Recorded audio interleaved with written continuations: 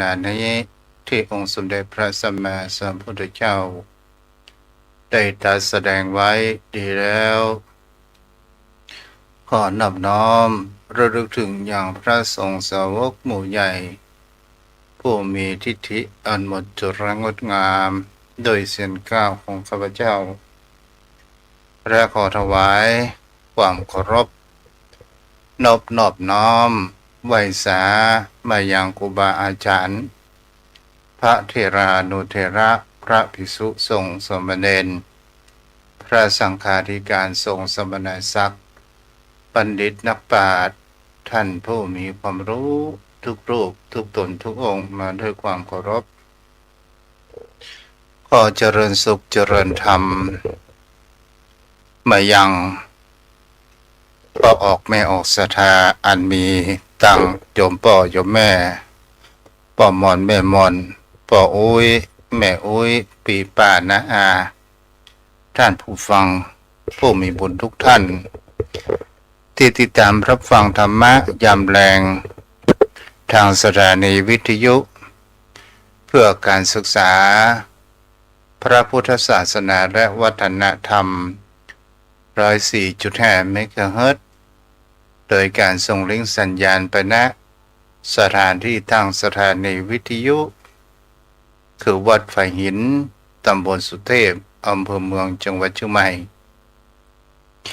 ได้รับความเมตตาจากท่านอาจารย์พระครูสมุวิศวัตรวรกิจโจผู้อำนวยการสถานีวิทยุเจ้าอาวาสวัดไผ่หินตลอดจนถึงขึ้นสื่อข่าวธรรมะชาวประชาที่ได้เกาะลิงก์และส่งสัญญาณไปโยมพ่อโยมแม่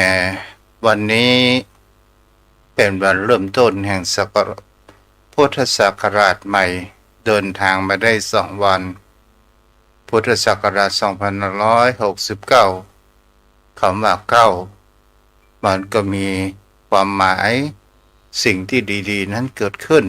หลายอย่างหลายประการด้วยกันโยมพ่อโยมแม่ท่านผู้ฟังอย่างลูกโต๊ะนั้นก็บ่ได้ออกรายการมาประมาณสัก3 อาทิตย์ก็ว่าได้บางครั้งบางคราวก็มีการถ่ายทอดสดบางครั้งบางคราวรูปทุกก็ติดภารกิจวันนี้ก็ได้ไปพบปะกับท่านอาจารย์พระครูสมุวิศวัตรวรกิจโจแปลว่าลูกตุ๊นั้นเข้าใจผิดนึกว่าเป็นรายการสดเมื่อตะวานี้วันนี้ก็ได้รับทราบข่าวว่าเปิ้นก็ได้เปิดลิงก์รอให้เฮานั้นไปแปลว่าตะวันนี้เป็นรายการเทปเนาะก็เข้าสู่ปีพุทธศักราชใหม่คำว่าของใหม่ๆมันเป็นสิ่งที่คนเฮานั้นอยากได้เฮาอยากได้แห่งคำว่าจิตใจใหม่นั่นก็คือในปีพุทธศักราช2569นี้เฮามาคิดใหม่ทำใหม่เปลี่ยนแปลงใหม่ก็จะทำให้คนเฮานั้นในปีพุทธศักราชที่มันเปลี่ยนไปและก็จะทำให้เกิดแห่งความใหม่ความคิดใหม่ของคนเฮานั้นเกิดขึ้นเป็นสิ่งที่ดีในการเริ่มต้นแห่งวิถีชีวิตของคนเฮาศรัทธาญาติโยมทั้งหลายในชีวิตของคนเฮานั้นความโชคดีมากที่สุดนั้นก็คือลมหายใจหมายถึงก็ว่าเฮายังมีพละกำลังร่างกายแข็งแรงปราศจากโรคภัยไข้เจ็บต่างๆนานานั้นถือแห่งคำว่าความโชคดีสิ่งที่หมายถึงแห่งคำว่าโชคลาภทางด้านในการเสี่ยงโชคนั้นมันเป็นเพียงแค่ย้อมจิตย้อมใจกับตัวบุคคลเฮานั่นเองถ้าเฮาไปทุ่มเทมันมากมาย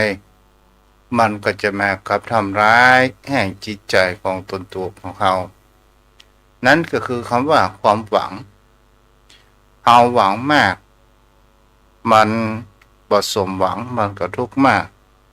ถ้าเฮาหวังได้แล้วเฮาสมหวัง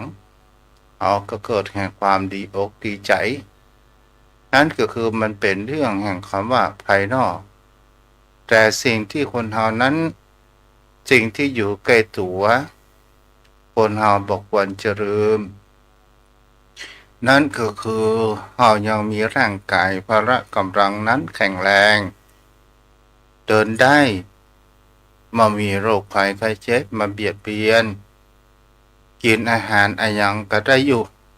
ก็ถือว่าเฮานั้นโชคดีโยมพ่อโยมแม่ท่านผู้ฟังวันนี้เมื่อเจ้าก็ได้ไปร่วมบุญในงานบำเพ็ญกุศลศพ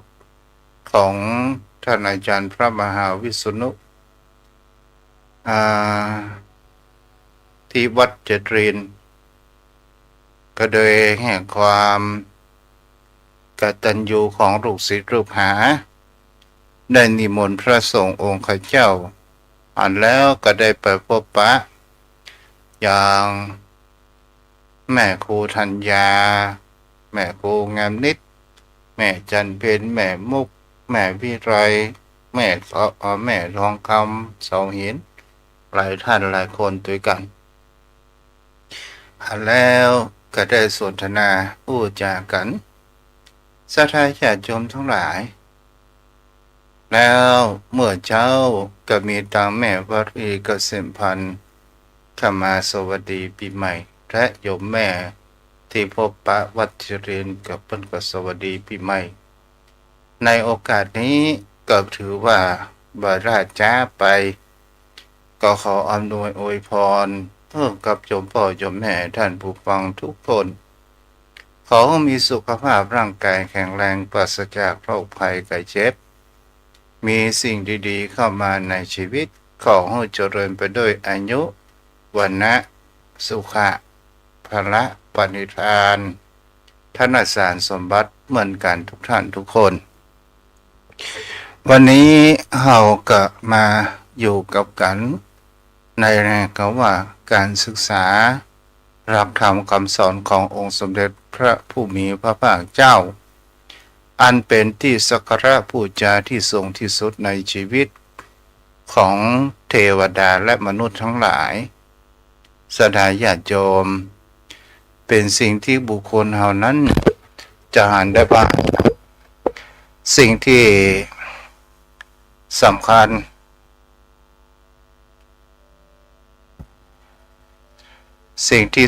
ญในการดำรงชีวิตส่วนตัวของคนเรานั่นก็คือ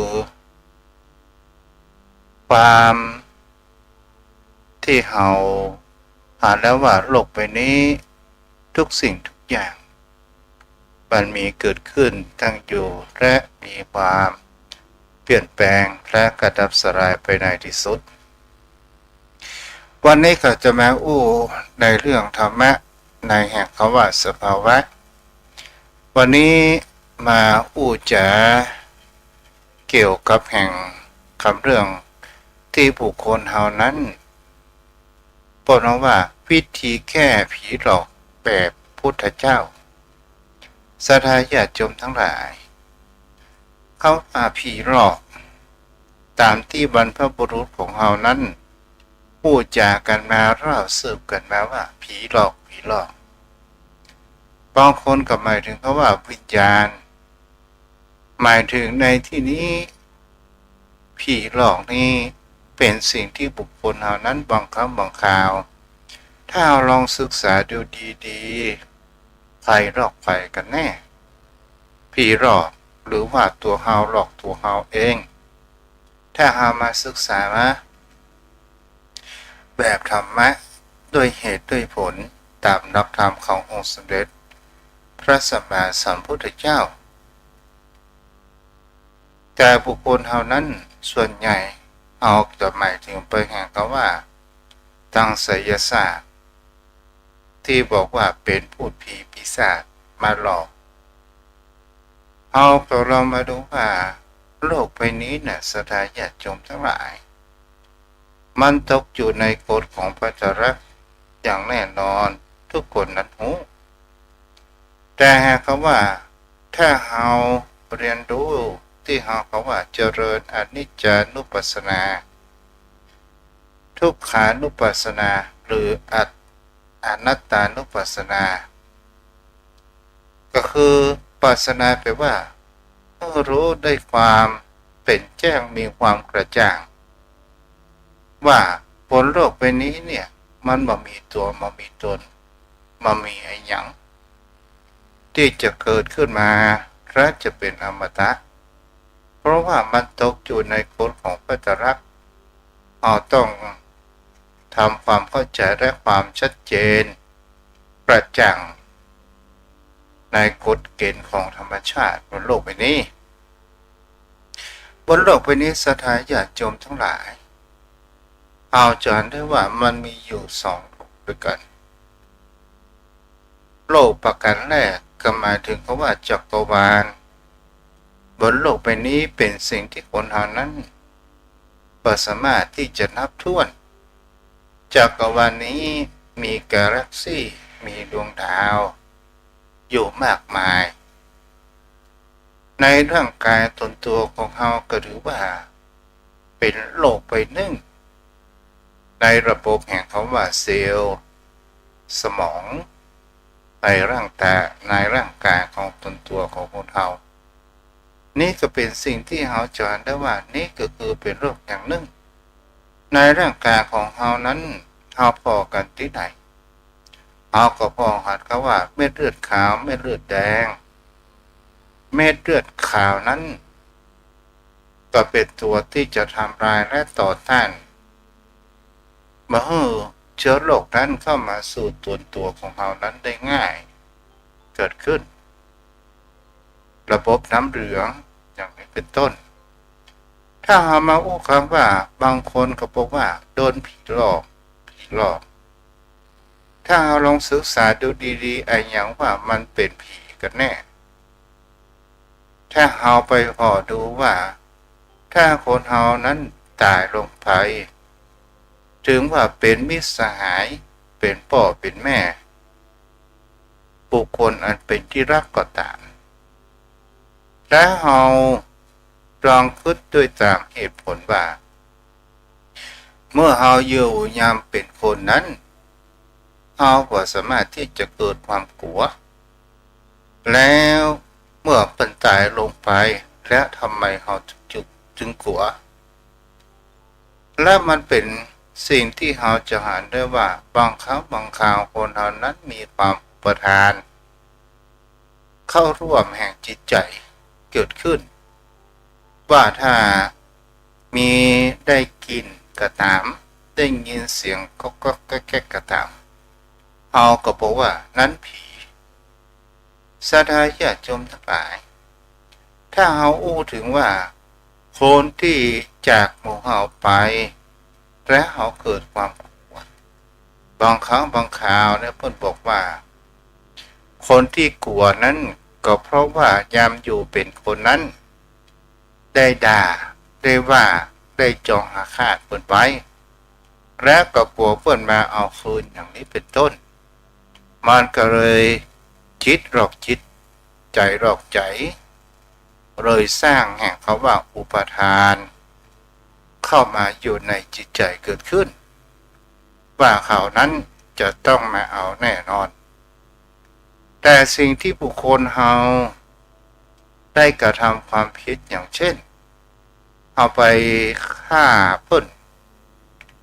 แล้วกลัวว่าเพิ่นนั้นจะมาเอาคืนในการฆ่าเพิ่นนั้นมันก็คือการกระทำในสิ่งที่บ่ดีหมายถึงคำว่าฆ่าสัตว์นั้นให้ตายไปแล้วก็เป็นสิ่งที่คนเรามีเจตนาอันแรงกล้าตัวนี้คือเป็นการกระทำที่บุคคลเรานั้นกลัวคนตายเกิดขึ้นบางครั้งบางคราวคนเรากลัวความมืดอย่างเช่นเราจะหาได้ว่าจะเป็นป่าช้าก็ตาม จะเป็นวัดก็ตามที่ใดมีความสงบเงียบแล้วสิ่งแวดล้อมมีแห่งคำว่านกแสกนกเก้าแมวต่างๆนานาเกิดขึ้นมันได้ห้องตามภาษาของนกแล้วเราก็มีความเข้าใจหลอกคิดว่านั้นก็คือเป็นสิ่งที่เป็นตัวสื่อทูตแห่งคำว่าวิญญาณเขาจะมาหลอกเขาอันนี้ก็หมายถึงคำว่าเป็นบุคคลที่เกิดแห่งคำว่าเป็นคนที่มีความอุปทานบางครั้งบางคราวบรรลุทันแล้วเกิดแห่งความว่าบ้าจี้เกิดขึ้นโยมพ่อโยมแม่ท่านผู้ฟังทั้งหลายและเอาต่อมาถ้าเป็นบุคคลที่เขาบอกกลัวผีและเขาเชื่อตามเหตุตามผลตามหลักธรรมคำสอนของพุทธองค์แต่ถ้าว่ามาดูชีวิตวิถีชีวิตของคนเราถ้าเรามองภายนอกต่างคนต่างหลอกลวงหมายถึงเขาว่าจิตใจของบุคคลเรานั้นบางครั้งบางคราวเอาคบค้าสมาคมบางคนก็มีแห่งเขาว่าความหลอกลวงทำให้บุคคลอื่นนั้นได้เกิดแห่งความเสียหายมันก็หมายถึงเขาว่าบุคคลที่มันมีแห่งเขาว่าสัจจะนี่เองโยมพ่อโยมแม่ท่านผู้ฟังทั้งหลายถ้าบุคคลเราอย่างเช่นมีเรื่องไม่ยิงคนหนึ่งซึ่งเป็นไม่ยิงฝรั่งแล้วทีนี้ไม่ยิงนี้เนี่ยศรัทธาญาติโยมทั้งหลายเลยห่างเอินทางที่ผิดหมายถึงเขาว่าคบปอดใจ4-5 คนในเวลาเดียวกันแล้วก็คบปอดใจแล้วก็บอกให้กับปอดใจว่าตัวเองนั้นท้องแล้วทีนี้ล่ะศรัทธาญาติโยมทั้งหลายได้ความสามารถของผู้หญิงคนนี้ก็ได้หลอกลวงกับปอดใจว่าเกิดแห่งความท้องเพื่อที่จะทำมาให้เกิดแห่งความประจานจะเอาลูกนั้นออกแต่จะต้องเสียเงินในบางครั้งบางคราวก็หลอกว่ามีลูกก็จะเสียเงินเป็นหลักแสนหลักล้านในการที่จะเอาลูกออกแต่ผู้ชายนั้นก็ด้วยกว่าที่ว่าความผิดหัวบ้านใหญ่หรือว่าภรรยาหลวงนั้นเอาผิดเพราะว่ากฎหมายต่างๆประเทศนั้นก็มีการเรื่องแห่งเขาว่าจดทะเบียนสมรสนั้นเป็นสิ่งที่สำคัญไม่ยิงคนผู้ชายคนนี้ในทั้ง5 คนนี้ก็ได้กับเงินกับผู้หญิง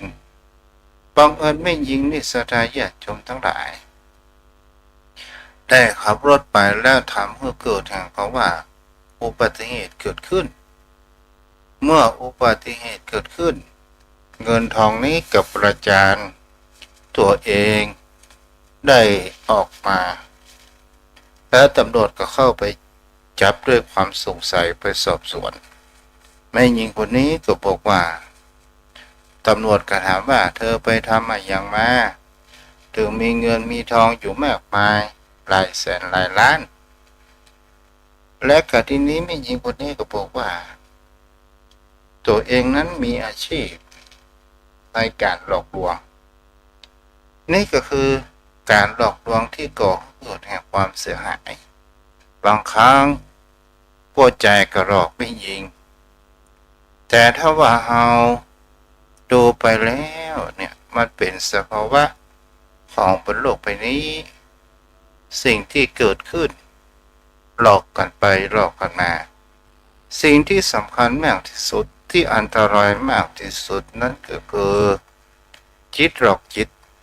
หมายถึงเพราะว่าบางครั้งบางคราวมีไอ้หยังเป็นลมวิ่งในร่างกายของตนตัวของเฮาและจิตใจของเฮาว่าโดนเข้าใจคุณใสว่ามันวิ่งไปวิ่งมาเหมือนกับว่าเป็นหนูเป็นไส้เดือนศรัทธาญาติโยมทั้งหลายอันนี้มันก็เป็นการที่ความว่าอุปมาเกิดขึ้นเปิดคำว่าจิตหลอกจิตจิตใจของบุคคลเฮาเนี่ยบางครั้งบางคราวเฮาก็ลองดูว่า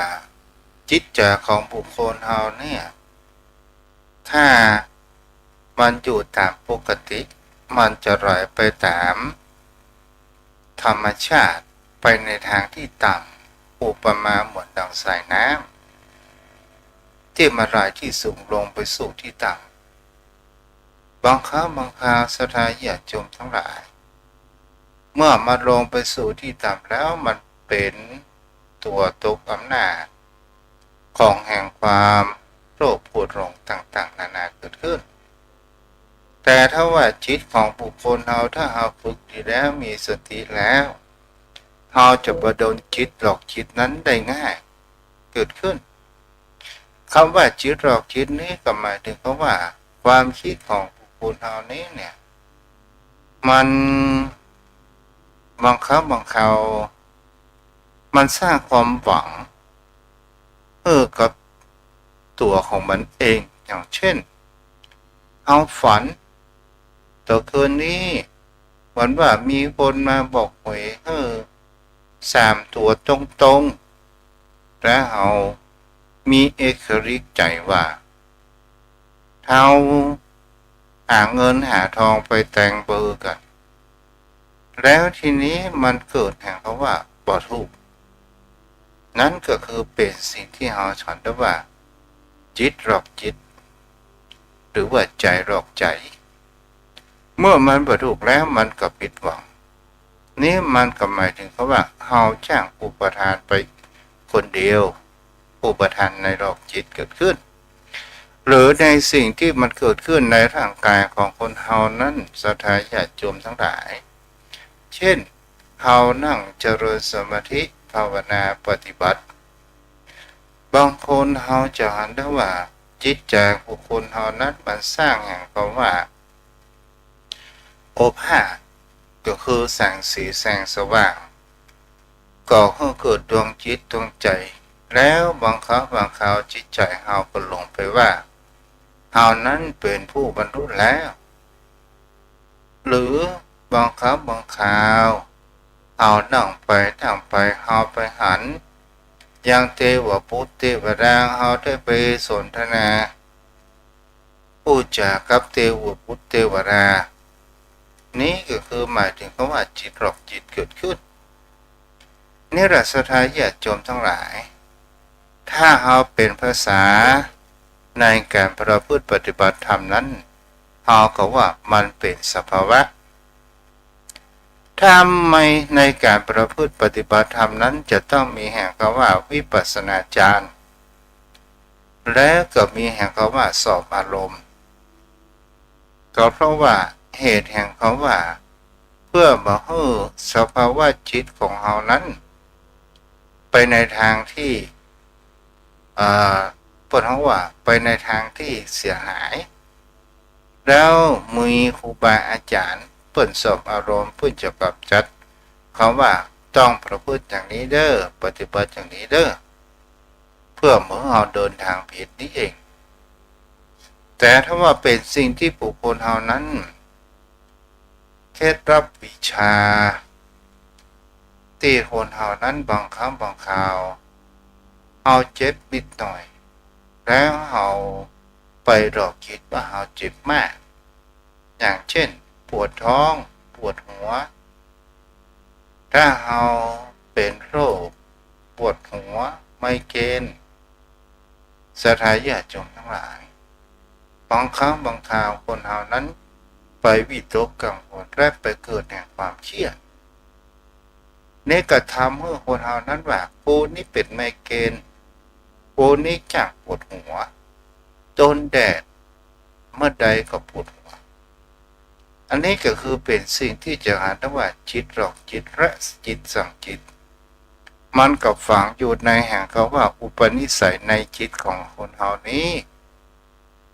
มันก็จะทำให้เฮานั้นแพ้แสงแดดเกิดขึ้นแต่ถ้าว่าเฮามองโดยเป็นสภาวะก็คือพอว่ามันเกิดขึ้นได้มันก็จะต้องหายได้เพราะว่าทุกสิ่งทุกอย่างนั้นมันเป็นตกอยู่ในกฎของปัจจรักแต่บางครั้งบางคราวสดายญาติโยมทั้งหลายถ้าเฮาเมาไปสนใจมันเกิดความวิตกก็ก่อเกิดในความฟุ้งซ่านแต่ถ้าว่าเฮาผ่านเนี่ยเขาว่าปวดหัวบางครั้งบางคราวเฮาหันได้ว่าสภาพอากาศมันเปลี่ยนแปลงมันก็เปลี่ยนไปตามอากาศถ้าเอาว่าจ้างมันก็จะทำให้สบายจิตใจเกิดขึ้นนี่คือความเป็นสภาวะถ้าเราคิดเพราะว่าเป็นสภาวะแล้วจิตใจของคนเรานั้นก็จะมามีความว่าวุ่นวายมันเกิดได้มันก็จะต้องดับได้นี้เรียกว่าอนัตตานุปัสสนาหมายถึงคำว่าทุกสิ่งทุกอย่างนั้นมันเป็นตัวไม่มีแห่งคำว่าตัวตนแล้วมันตั้งอยู่ไม่ได้นานแล้วมันก็เปลี่ยนแปลงแต่ถ้าว่าคนเฮาไปใส่จิตใส่ใจเฮาไปเลิกลากันมากเกินไปมันจะเป็นอัตตานุปัสสนาไปยึดมั่นถือมั่นว่าเป็นตัวตนตัวกูของกูอย่างนี้เป็นต้นนี่แหละโยมพ่อโยมแม่ท่านผู้ฟังทั้งหลายแล้วเฮาต่อมาแห่งประการหนึ่งบางครั้งบางคราวเอาพอตัวเองในที่นี้ครูบาอาจารย์บอกว่าตัวเองนั่นแหละผีศรัทธาญาติโยมทั้งหลายในที่นี้แห่งเขาว่าตัวเองนั่นแหละผีคนเฮานี่บางครั้งบางคราวอย่างเช่นเอาผ่านสภาพในสิ่งแวดล้อมในมีอยู่วันหนึ่งเอาไปประพฤติปฏิบัติธรรมยังวัดในป่าซึ่งในป่ามันก็จะต้องมีสิ่งแวดล้อมแห่งคำว่าธรรมชาติอาจจะเป็นเสียงแห่งลมอาจจะเป็นเสียงแห่งคำว่านกหนูต่างๆนานานั้นเกิดขึ้นถ้าว่าเปิ้นบอกไปนั่งพิจารณาซากศพที่วนตายศรัทธาญาติโยมทั้งหลาย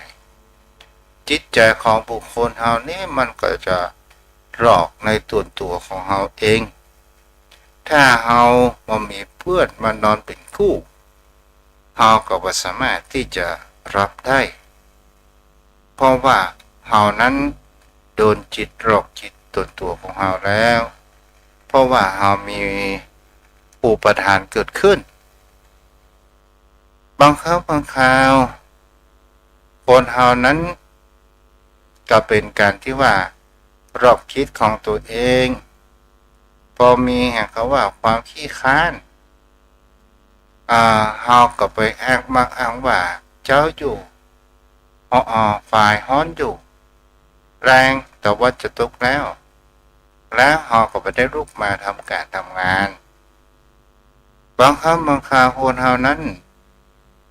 เกิดแห่งความหิวกระหายเฮาไปทำประพฤติปฏิบัติธรรมรักษาอุโบสถศีลเฮาเคยกินข้าว3 คาบ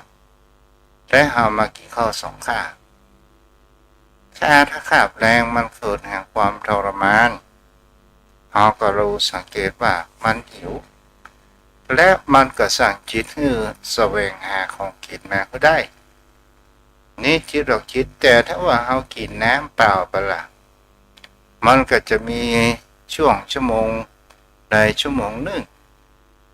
มันก็จะผ่านไปมันก็จะหายยากไปโดยอัตโนมัติ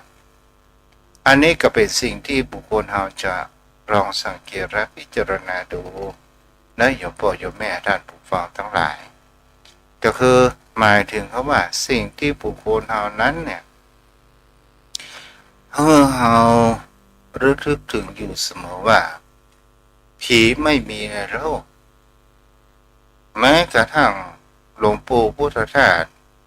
ว่าสัตว์ทั้งหลายบ่เคยถูกผีหลอก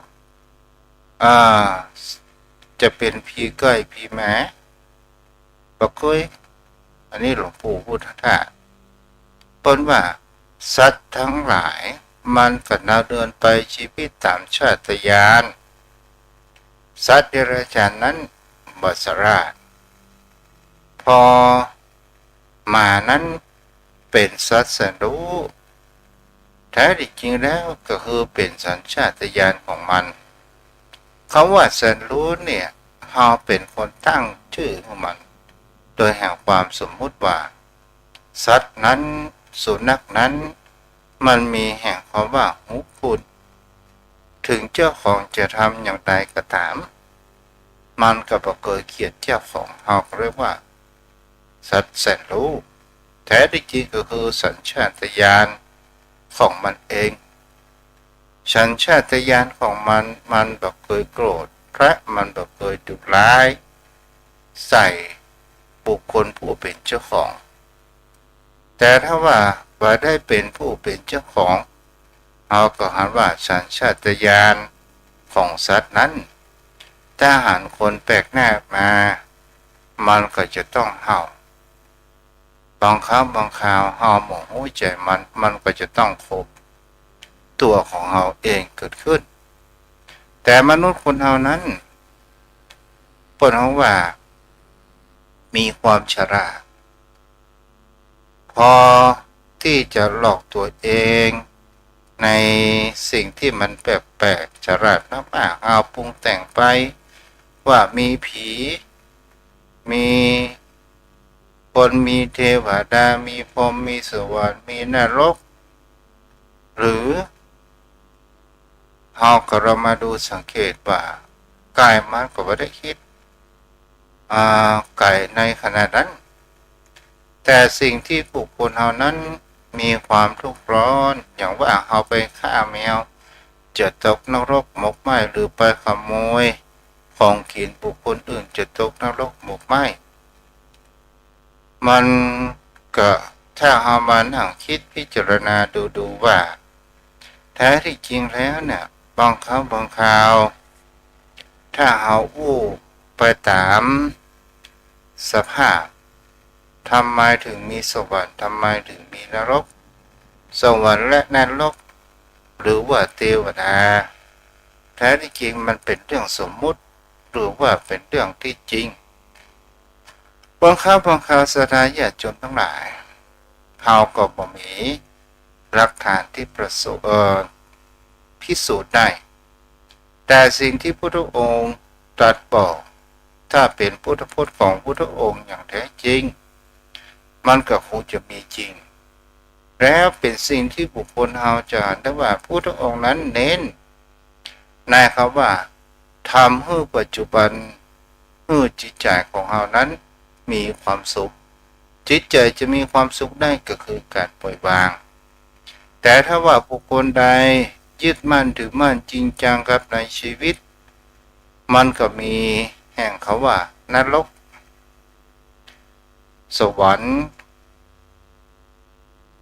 นรกอยู่ในอกสวรรค์อยู่ในใจหมายถึงเขาว่าสิ่งที่ปัจจุบันน่ะเป็นสิ่งที่คนเรานั้นควรจะกระทำให้ดีที่สุดแต่สิ่งที่มันเป็นแห่งเขาว่าบุญกุศลมันก็เป็นสิ่งที่มีจริงบางครั้งบางคราวถ้าเอานั่งคิดเล่นไปในสถานญาติโยมทั้งหลายคำว่านรกศาสนาทุกศาสนานั้นอู้เรื่องนรกและสวรรค์แตกต่างกัน แต่มีพุทธศาสนาเท่านั้นที่บอกว่าก็คือที่เป็นสุขนิรันดร์ก็คือนิพพาน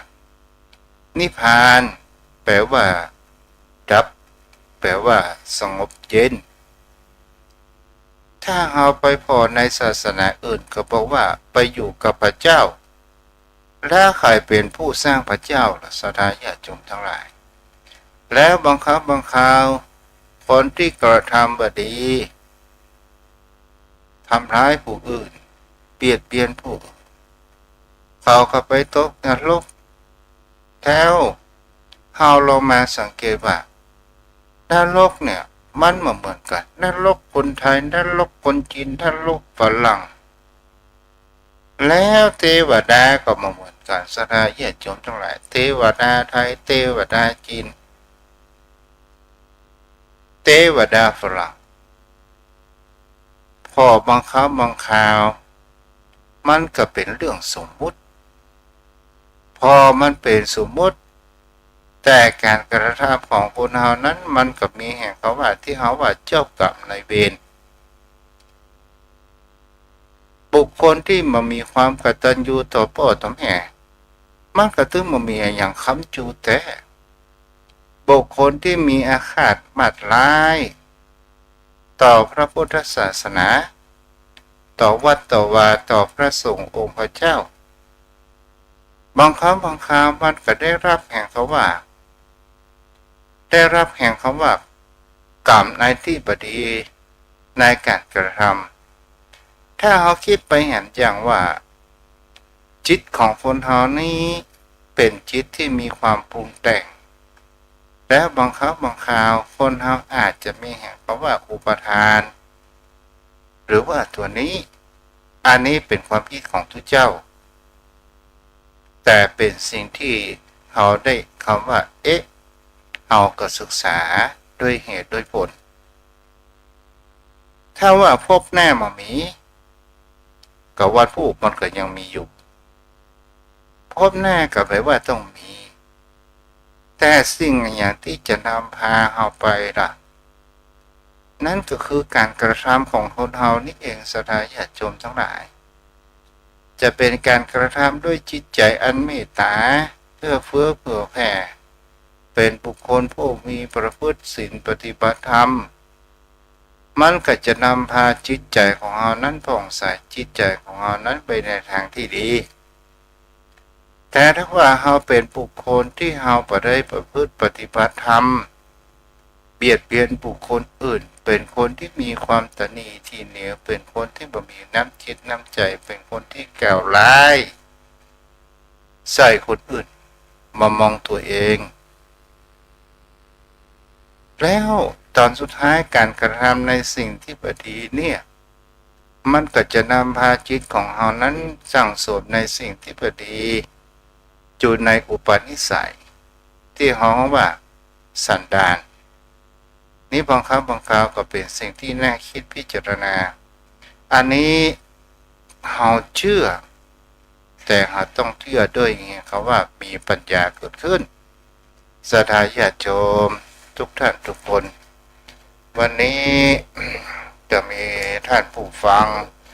มีต่างพ่อหนานคำพลดวงดีแม่ครู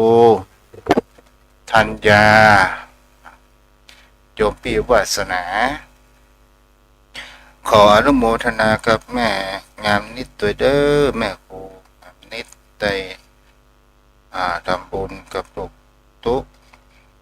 ในสวัสดีปีใหม่100ปุญญาบารมีเนาะเอาตอนนี้จะได้อูกับปนหาร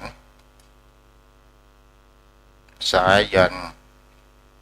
หมูเด้อวันนี้ปนหารจะอยู่หรือไม่ก็ไม่รู้นะ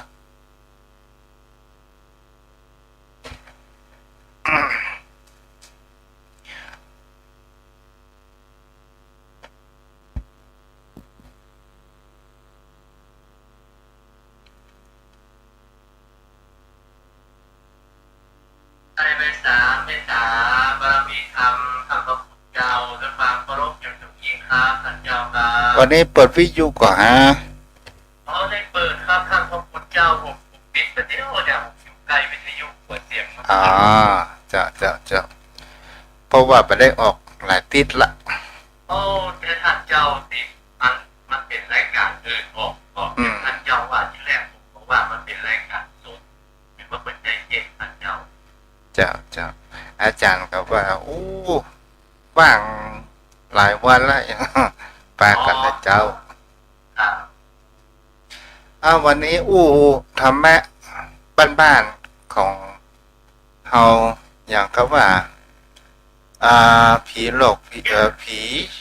หลอกคนหลอกคน หรือในสิ่งที่การกระทำของเฮาจะเป็นสวรรค์ด้านโลกเทวบุตรเทวดาอย่างก็ตาม ไม่ใช่เจ้า มันก็เป็นสิ่งที่น่าคิดเหมือนกันนะเพื่อนเนาะ ท่านเจ้าเอาต้องกับผมนี่เชื่ออะไรปัญญาขององค์สมเด็จพระสัมมาสัมพุทธเจ้าแต่ยานวิธีเอาไปเหมือนเจ้าเหมือนเขาว่าเชื้อโรคเอาคนบอกว่าอันนี้เชื้อโรคเป็นไข้หวัดเชื้อไวรัสตัวนี้เป็นเชื้อโรคอย่างที่ทำให้เกิดเจ็บหัดเจ็บนี่เชื้อโรคเข้ามาบางคนก็เชื่อบางคนก็ไม่เชื่อเพราะเขาอ่านเขาบอกแต่ที่เปิดอ่านเปิดหูเพราะเปิดมันจะต้องเปิดมียานวิเศษยานวิถีพิเศษท่านเจ้าเปิดมีเครื่องไม้เครื่องมือเปิดมีอุปกรณ์เปิดจบเปิดเรียนรู้มาเปิดก็เชื่อว่ามีจริงแต่เอามันมาอ่านเอาผมก็กึ่งกลางๆเลยมีความลังเลสงสัยอย่างที่กำหนดการท่านบอกคุณเจ้าในพวกเรื่องความกลัวมันเป็นพื้นฐานของคนเอานะเพราะเอาบอกโอ้เอาไปปัดอย่างที่เราเชื่อคนอื่นเล่าเนี่ยบางทีก็เล่าตุกเป็นทักบางทีก็คนที่เล่านั้นก็เป็นคนที่น่าเชื่อแต่เอาความรู้เหตุที่แท้จริงแต่ว่าถ้าเอารู้เหตุที่แท้จริงเขาบอกกลัวแล้วก็ผมบอกว่าท่านเจ้าผู้ผีนะกลัวอย่างแน่แต่มันก็บอกเคยอ่านนะถ้ามาแต่เดียวนี้มันบอกว่าหนึ่งมันมาอ่านมันได้เป็นผู้น่ะจะเป็นลูกเป็นตาละเอาว่ามาอ่านเอาก็เลยว่ามันมีข้อพิสูจน์ว่ามันมีจริงในบทจริงแต่เอาไปเชื่อเพราะมันไม่ได้อ่านตามท่านเจ้าครับ แล้วก็มาในเรื่องแห่งเขาว่านรกสวรรค์เนาะพระนัน ถ้าอุปมาอุปไมยนี่ก็เห็นชัดแต่ถ้าจะพูดเรื่องจริงนะครับก็บอกผมว่ามีครับเป็นการแยกทรัพย์ทั้งหลายอยู่เป็นภพเป็นที่เราอ่านด้วยตาเปล่าท่านเจ้ามันมีภพภูมิของเดรัจฉานเจ้าอันที่เราอ่านนรกเปรตอสุรกายเขาก็อ่านแต่ถ้าอุปมาอุปไมยเขาอ่านกันเหตุสัตว์นรกมาเกิดมันหาอย่างที่อย่างเหตุมันอาจจะเป็นอุปมาอุปไมยแต่ว่ามันทั้งความหมายที่มีจริงแต่เราก็สามารถอย่างที่เก้ากับผมได้เรียนท่านเจ้าว่ามันมีเดรัจฉานด้านที่เขาที่สามารถมองเห็นด้วยตาเปล่านอกนั้นก็สามารถมองเห็นด้วยตาเปล่าได้ครับท่านเจ้า ถ้ามีคนถามว่าแต่ละศาสนาแต่ละประเทศเทวดาก็บ่เหมือนกัน นั่นก็คงจะเหมือนกับคนนะเจ้า เออ ฝรั่งนั่นก็ประเมินเขาก็ประเมินฝรั่งจีนก็ไม่แหมอย่างแขกก็ไม่แหมอย่างแต่มันก็คือคนนะท่านเจ้า เออ แต่ว่าอย่างที่ท่านเจ้าเทพุทธเจ้าแต่ศาสนาอื่นมันก็สอนกันแต่ว่ามันมีติดฐานมีความโหดมันก็ที่การทำมีสุดในกองทุนมันก็ถ้าสวรรค์ก็ยังต้องมาเวียนว่ายตายเกิดอยู่แต่ว่ามันจะดีหรือภพภูมิของมนุษย์ภพภูมิของสัตว์เดรัจฉานต่างๆมันก็เป็นสิ่งที่เราปรารถนาและเราก็พยายามจะพิสูจน์ว่ามันมีจริงหรือไม่จริงหรือไม่ แล้ว การปฏิบัติของ ไอ้อย่างก็ว่าองค์พุทธปฏิมาประเทศไหนที่เหมือนพระพุทธเจ้าอีเนาะอ่ะ ท่านพระพุทธเจ้าตามที่เก้ากับผมได้ทราบว่า เจ้าองค์ได้ปรินิพพานไปแล้ว200 กว่าปีขนาดถึงจะมีชาวกรีกที่สร้างพุทธรูปเป็นองค์แรกนะครับเจ้า เมรินทะเนาะ ครับสร้างก็ประเทศไหนสร้างก็เหมือนประเทศนะประเทศไทยสร้างก็เหมือนมาถ้าว่าอย่างท่านพระพุทธเจ้าแม้แต่พระพุทธรูปในประเทศไทยเราแต่ละยุคแต่ละสมัยก็น่าแตกต่างกันไปเพราะโดยจิตวิญญาณโดยสภาพแวดล้อมครับทำให้กับเป็นหน้าของพุทธรูปนั้นแตกต่างไปครับพระพุทธเจ้าแม้แต่สมัยอยุธยาลพบุรีรัตนโกสินทร์มาถึงสมัยเจียมแสงของเราและที่ปัจจุบันนี้ท่านพระพุทธเจ้าถ้าไม่ยิงปั้นนะรูปร่างมันก็จะสวยสดงดงามไปเหมือนไม่ยิงนะครับถ้ากระจายปั้นมันก็จะเหมือนมาทำกระจายนะครับเจ้ามันก็ใส่จินตนาการใส่อารมณ์ สัญลักษณ์แห่งการระลึกถึงแห่งพระพุทธองค์เนี่ยไอ้อย่างเป็นเบื้องต้นพวกนั้น มันทำให้เกิดเป็นพุทธานุสติวิสัทธาเป็นเบื้องต้นก่อนนะครับ แล้วบัจเจ็บนามธรรมอันเป็นรูปธรรมนะ อ๋อถ้ารูปธรรมอะครับถ้านึกถึงพระพุทธเจ้าจะอ่านตัวพระพุทธรูปแบบท่านเจ้ามีหลังจากพระพุทธองค์ปรินิพพานไปแล้ว พระสงฆ์สาวกของพระพุทธองค์นั้นกว่าสูญหายพระธรรมวินัยนี่เป็นที่จะรึกเนาะตัวแหมตัวนั่นก็คือที่เฮาหันกันก็คือทำรอยพระบาทของพระพุทธองค์เป็นเบื้องต้นและก็มีแห่งเขาว่าโกงธรรมจักรล้อหมุนเปลี่ยนไปเนาะ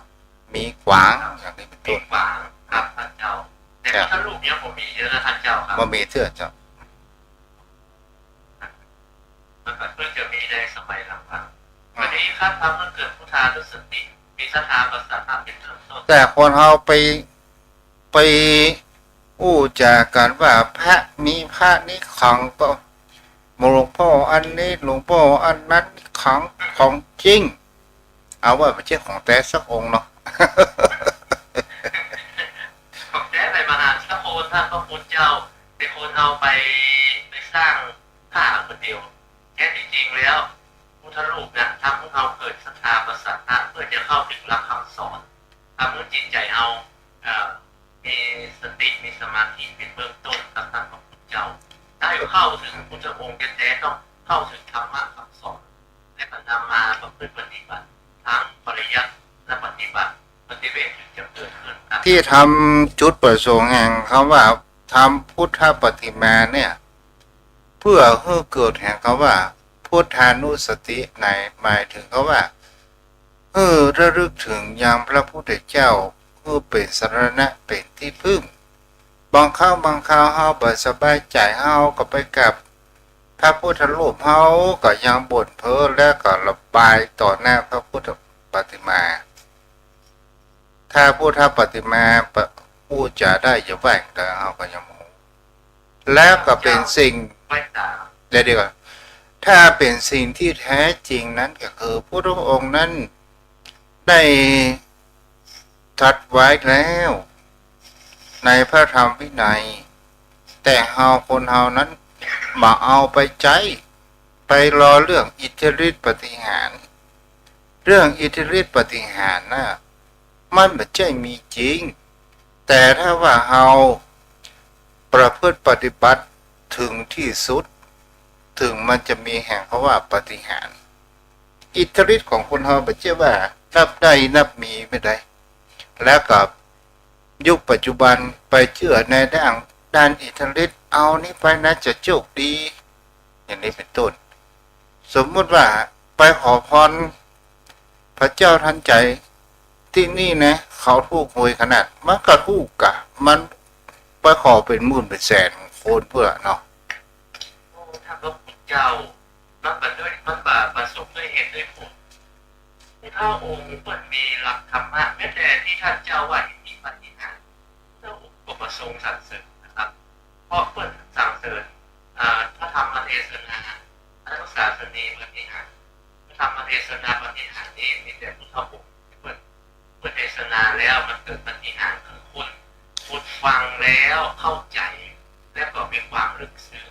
น้อมนำมาประพฤติปฏิบัติเข้าถึงพระรัตนตรัยและอนุสาสนีปฏิหารคือสาวกของพระองค์นำมาแสดงแล้วมันมีความถูกต้องและสมควรน้อมนำมาปฏิบัติกับท่านเจ้าครับอย่างอื่นที่ท่านเจ้าว่าโชคลาภหรือการขอวิงวอนน่ะมันปัจจัยทั้งนั้นนะเพราะศาสนาของเรามันเป็นศาสนาของมันปัจจัยเทวนิยมครับพระพุทธเจ้าต้องไปขออ้อนวอนพุทธองค์ท่านบอกไม่เห็นได้ผลสิ่งนี้เกิดสิ่งนี้จึงเกิดสิ่งนี้มีสิ่งนี้จึงมีเพื่อนธรรมะกันโจกกับเราแล้วเราจะเป็นคนอย่างไรแล้วย้อนมาดูตัวเองเป็นธรรมะกันโจกจะไปสู่อบายกันจะไปสู่สุคติกันจะไปสู่พรหมจะบรรลุนิพพานปัจจัยธรรมะเป็นเครื่องส่องดูตัวเองท่านเจ้าแม้กระทั่งว่าเอาทุกความเหตุอะไรเอานี้ไปเอาวิริยะไปเอาขันติไปเอาอากาศไปเอาเป็นใจแล้วมันก็จะเกิดผลขึ้นมาอนุสาสนีปฏิหารครับเจ้าเดี๋ยวขอไปอ้อนวอนนะโอ้ยออกมันได้หรอครับมันแบบมันผสมด้วยเหตุด้วยผลมันหมุนอยู่ที่ไหนที่เป่าหัวแล้วเอาไปแดงมันปัจจัยครับเจ้าเดี๋ยวขออนุโมทนาโยมแม่ทองบุญสุภาลาภเนาะอันที่รับชมรับฟังทางเฟซบุ๊กต่อมาพวกนั้นพูดถึงว่าเทศนาปฏิหารขององค์สมเด็จพระสัมมาสัมพุทธเจ้าพระองค์ก็ยังได้อู้กับยังจรินสามพี่น้องที่เป็นตอนแรกนั้นก็คือบูชาไฟเป็นที่เคารพแห่งศรัทธาในแว่นแคว้นของราชคฤห์ของพระเจ้าพิมพิสารแล้วมีการสวดอ้อนวอนไปต่างๆนานาในการบูชาและพระองค์นั้นก็ถามว่าที่สุดจะถึงอย่างเขาพูดถึงเขาว่าบันดาลพระองค์ว่าถ้าว่าสิ่งที่มันเป็นบันดาลได้ขอท่านสวดฝั่งแห่งฝั่งนั้นมาหาตัว